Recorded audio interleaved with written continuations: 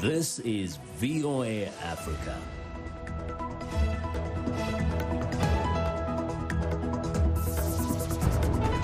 Hello, I'm Esther Githui-Ewart. It's Tuesday, September 29th.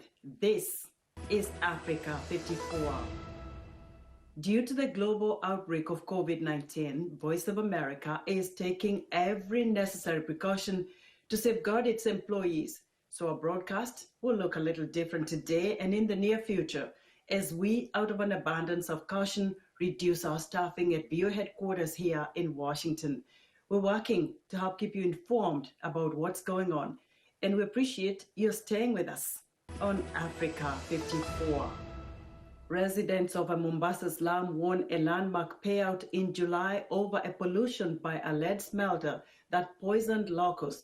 The Kenyan government was ordered to pay $12 million to residents within 90 days because of its failure to enforce environmental regulations with the smelter, which closed in 2014. But the government is appealing the payout. Lenny Ruvaga reports from Mombasa. Authorities shut down the lead smelter run by Kenya Metal Refineries EPZ Limited in 2014 due to severe pollution and after several deaths that locals blamed on poisoning. But it wasn't until July this year that an environmental and land court awarded the residents of Mombasa's Owino Uhuru slum a $12 million payout. It was the first time that the Kenyan government was ordered to compensate victims for failing to stop pollution, setting a precedent for future claims. But the celebration was short-lived, as Kenya's Attorney General's office said it was dissatisfied with the decision and plans to appeal. The government has shown that it does not value the residents here because people have fallen and some have died. People here are still suffering as a result. But the government has disregarded all this. If the government was concerned about our welfare, they would have settled the claim. But instead, they are abusing the court process through this appeal. 48-year-old Anastasia Nambu says the pollution gave her constant migraines and body aches, but she can no longer afford her pain medication. My entire family has been affected. We were all tested and found to have been poisoned by the emissions. My children's memories were affected, leading to poor performance in school. They complain of joint aches and migraines every day. Smoke from the smelter discolored rooftops, and a 2015 report by lawmakers said water in the area was contaminated by lead. The court in July also ordered Kenya's National Environmental Management Authority to clean up remaining pollution. But the government's appeal has put that cleanup effort in doubt. Kenya activist group Center for Justice, Governance and Environmental Action helped locals with suing the government. It's been like a decade of suffering for these people. When they continue prolonging this, more people will continue to suffer and more will die.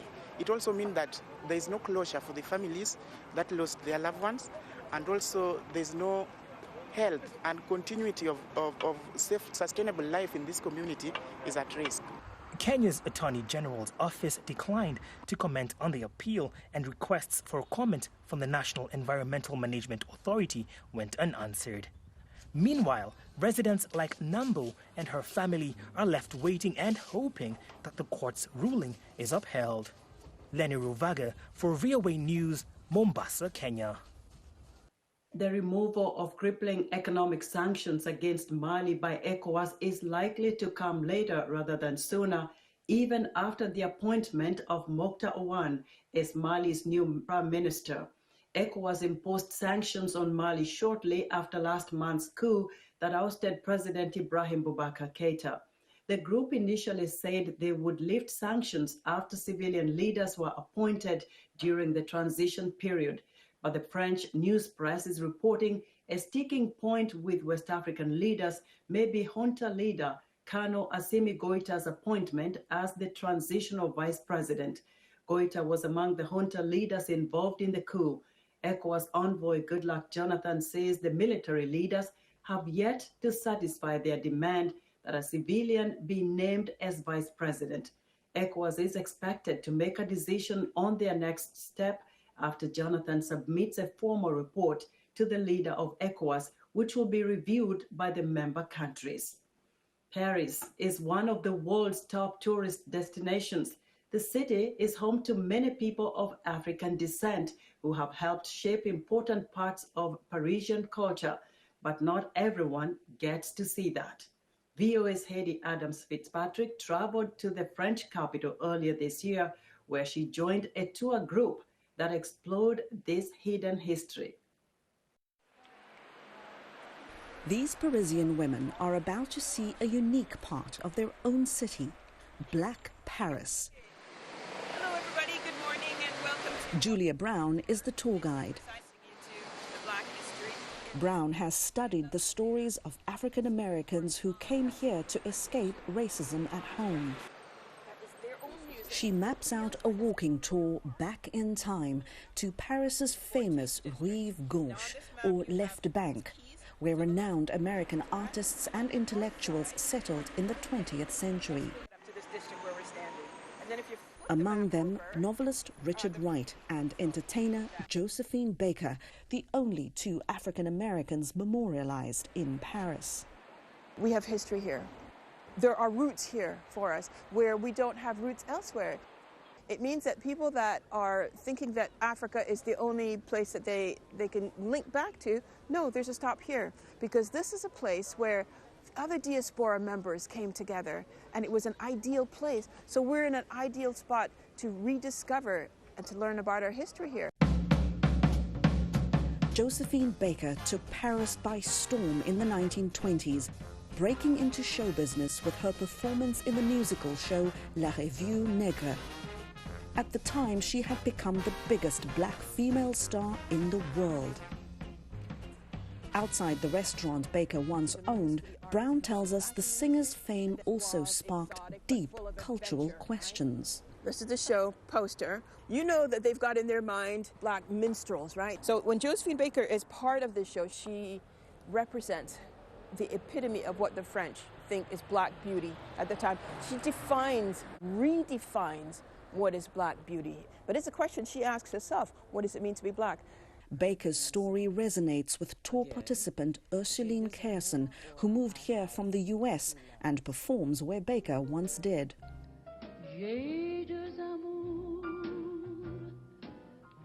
Mon pays est Paris,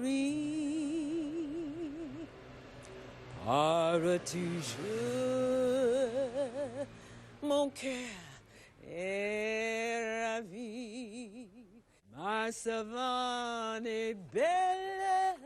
The tour moves to Paris's Latin Quarter. Brown takes us to the apartment where American novelist Richard Wright once lived. This area is called the Brains of Paris, and here... Born in Mississippi, Wright wrote about poverty, politics, and race relations in America and beyond. His work brought him global recognition and unwanted attention, according to his granddaughter, who is also on the tour. He had traveled a lot, and he had spoken a lot about the American question, the American race question, but it made him very much watched by secret services, intelligence agencies, and everything. Wright reportedly died of a heart attack in 1960. To his family, it's a mystery. We don't think his death was a natural death. Anyway, he lives on in the streets of Paris, and especially here. Brown hopes visitors to Black Paris find lasting connections to important history and to those who made it. The influence, the global influence of African American culture that is still here and all around the world. What does that feel like? Because it sure doesn't feel like when you're in the States it feels different, but when you're in here and there's a value to it, that feeling is what they felt in the 1920s, what they felt in the 50s, what they feel now. A feeling familiar to diasporans past and present, that home and history can be found in more than one place. I can't deny that to both I am true. Two loves have I, mon pays est Paris. Heidi Adams-Fitzpatrick, VOA News, Paris.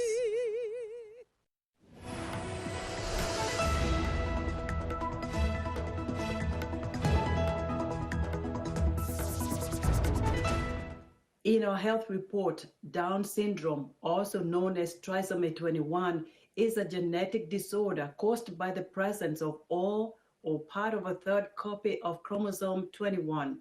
It is usually associated with physical growth delays, mild to moderate intellectual disability, and characteristic facial features. Down syndrome varies in severity among individuals, and experts say it is the most common genetic chromosomal disorder and cause of learning disabilities in children.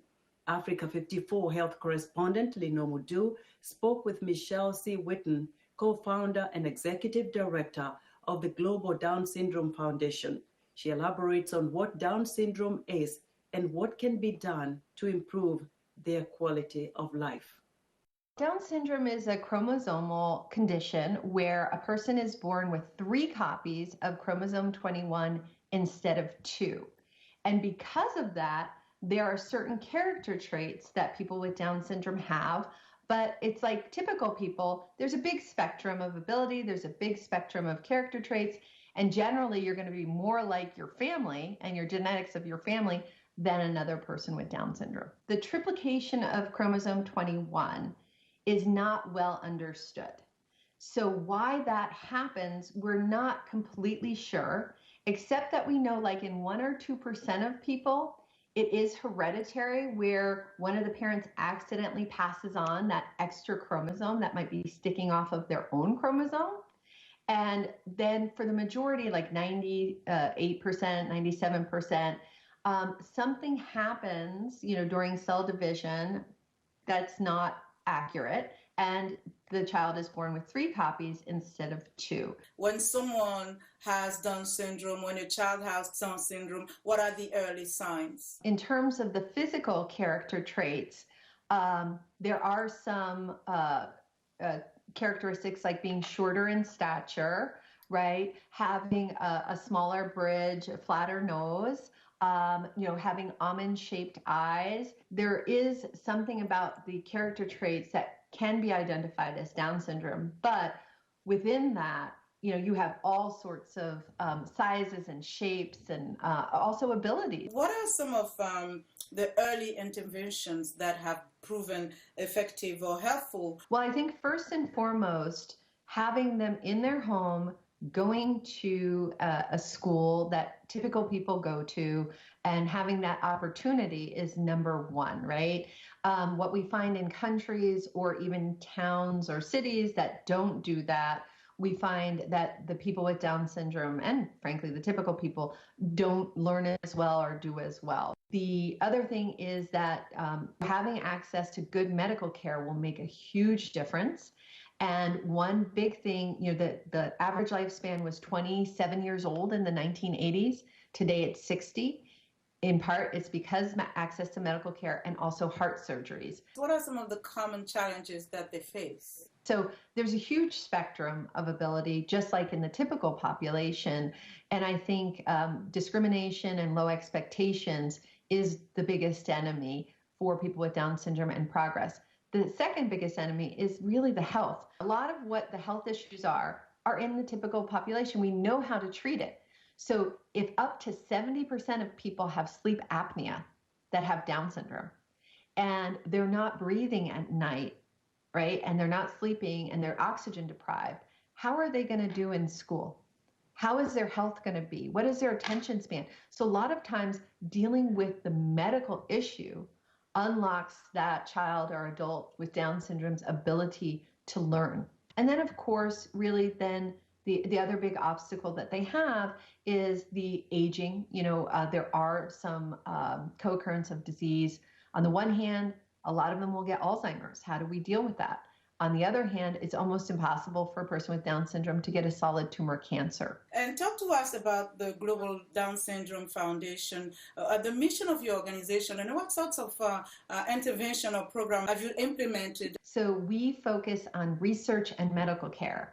And so our research, we had one of the biggest breakthroughs probably in 20 years. And it basically allows us to categorize Down syndrome as an immune system disorder. So what we found was that there's this immune system pathway called the interferon pathway in you and me, typical people, It turns on when we find infection and virus, and then it turns off. But in people with Down syndrome, it's on 24/7 all the time. So that taxation of the immune system could explain inflammation of the brain and kind of cognition disorders. It could explain why they don't get solid tumor cancers. It could explain why 70% have autoimmune disorders, right?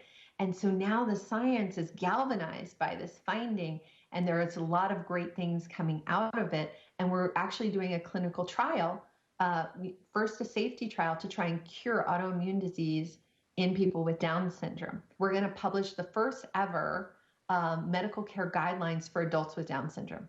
They simply don't exist in kind of a current evidence-based methodology. And that will just have a huge legacy because any clinician, of course, at first in English, but we're going to translate it into like 10 different languages. Clinicians all over the world will be able to look at this and say, wow, what do I need to be looking for when I treat an adult patient with Down syndrome?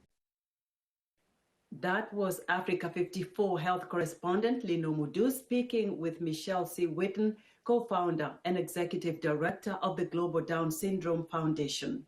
We would like to hear what you think about Africa 54 and the stories we cover. Join the discussion on Facebook. The address is Africa 54. We're also streaming our broadcast live on Facebook. Please watch and share our show with your friends. Also check out our headlines 24/7 on voaafrica.com. Still to come, a Nigerian art collector wants to see works created by Nigerian artists receive acclaim at home as well as abroad. We'll be right back.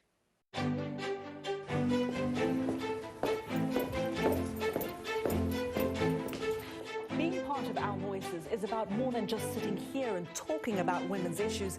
It's about listening to them and bringing their opinions to the table and making sure their voices are heard. Because our lived experiences, our stories, and our voices will help shape the next generation.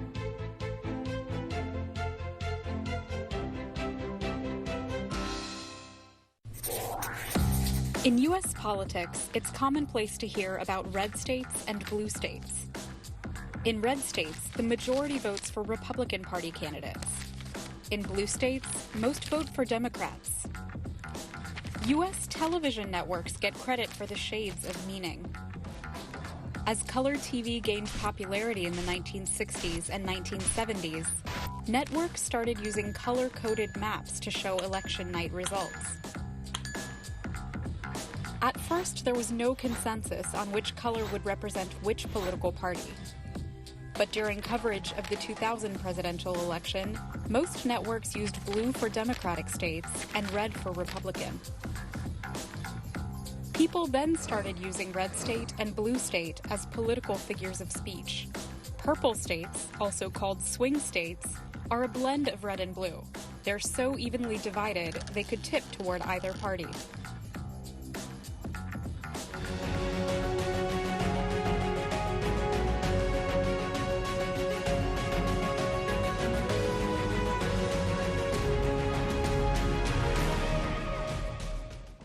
Welcome back to Africa 54. New reported revelations that President Donald Trump paid little in federal taxes, along with the president's unsubstantiated allegations of mail-in voting fraud and the political battle to name a new conservative Supreme Court justice before the November election, have shifted media focus of the U.S. presidential campaign away from the coronavirus pandemic. VOA's Brian Padden reports on how both Trump and Democratic challenger Joe Biden are reacting to these issues as they prepare for the first of three presidential debates on Tuesday, and how all this might impact the race. President Trump on Sunday denied a New York Times report alleging that as a billionaire real estate developer, he avoided paying any federal income taxes in 10 of the last 15 years and paid only $750 in 2016 and in 2017, his first year in the White House. Totally fake news. No, actually, I paid tax. And you'll see that as soon as my tax returns, it's under audit. They've been under audit for a long time. The IRS does not treat me well. Democratic candidate Joe Biden's campaign responded with an ad contrasting how little the president reportedly paid in taxes with the thousands of dollars working Americans like teachers, nurses, and firefighters pay. The new focus on taxes could put the president on the defensive as the two major presidential contenders prepare to face off in their first debate on Tuesday night in Cleveland, Ohio. Biden has tried to keep the campaign focused on what he says is Trump's failure to contain the deadly coronavirus pandemic that has caused more than 200,000 deaths nationwide. Trump has defended his administration's pandemic response and has questioned the legitimacy of mail-in voting, as polling indicates significantly more Democrats than Republicans will send in absentee ballots because of the coronavirus. In naming federal appeals court judge Amy Coney Barrett to fill the Supreme Court vacancy left by the recent death of liberal Justice Ruth Bader Ginsburg, Trump has also touted how he delivered a conservative majority court that will protect gun owner rights and restrict legal abortion. Biden and Democrats have warned their supporters that a conservative court will likely restrict women's rights, gay marriage, and overturn expanded federal health care protections. There's no mystery about what's happening here. President Trump is trying to throw out the Affordable Care Act. He's been trying to do it for the last 4 years. The Republican Party has been trying to eliminate it for a decade. However, analysts say the constant focus on Trump could be a disadvantage for his campaign, which has struggled to make Biden's competency an issue and portray his policies as socialist and radical.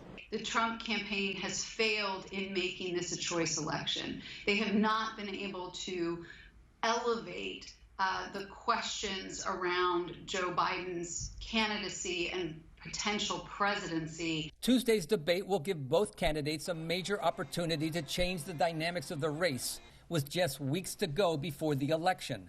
Brian Patton, VOA News, Washington. Civil War statues have been the subject of heated debate across the United States, but colonial figures are also facing scrutiny. VOA's Arturo Martinez reports on how the city of Ventura, California, is balancing competing concerns. Father Serra was the man who came in the 1700s to start establishing those missions all along Alta California. Here, we were the workforce. They were told, you're going to build this for us, and you're going to change your way of life. It was a very detrimental time for us. It changed us completely, and in fact left us to the point of near extinction. People are arguing that he isn't responsible for the cruelties and punishments and rape and genocide, but he was knowledgeable. He was, and as an iconic figure of that time period, he represents all of that. We want the city of Ventura to remove the statue. Good to see you, Father Tom. I came to you first because this is the symbol of your devotion and of the Catholic community that's here. It belongs to all of you. It's one thing that our church and society has failed to do is to give proper recognition and reconciliation. But it's your land and your ancestors built that mission. We feel that it's probably time to relocate the statue, but we want to do it with due process, with nonviolence, something that can be replicated in other communities. But ultimately, it is the City of Ventura's council that will ultimately make the decision to remove the statue. Shame on you for not standing up for the citizens of Ventura, not standing up for your faith. We have nothing to be ashamed about him. He just loved the too much people. He was here to help them. He just Yes, he was a religious leader, but he's also the founder of our town, a great founder. I agree. And that's why he belongs here in front of the city hall. We went through the correct process. The council made a decision. And that's why we have an elected body, is to make those decisions. Just because a big mob that threatens violence does not make it, oh, we must give in to them immediately. What if I start threatening violence? Will you give in to me? No, you never would. You only give in to them. Where people are saying that taking the statue down removes history, no, we're making history. This is the first time something like this has happened, in agreement with some type of social justice and advocacy for the mistreatment of the Native American people, which can lead to the discussions of the inequality of people lesser than or presumed to be lesser than in the way they were treated through racism, through financial disadvantages, for housing disadvantages, all those things that this statute could represent and maybe make positive changes for people to treat people as human beings, as every right to enjoy this place of freedom that we call America and justice for all.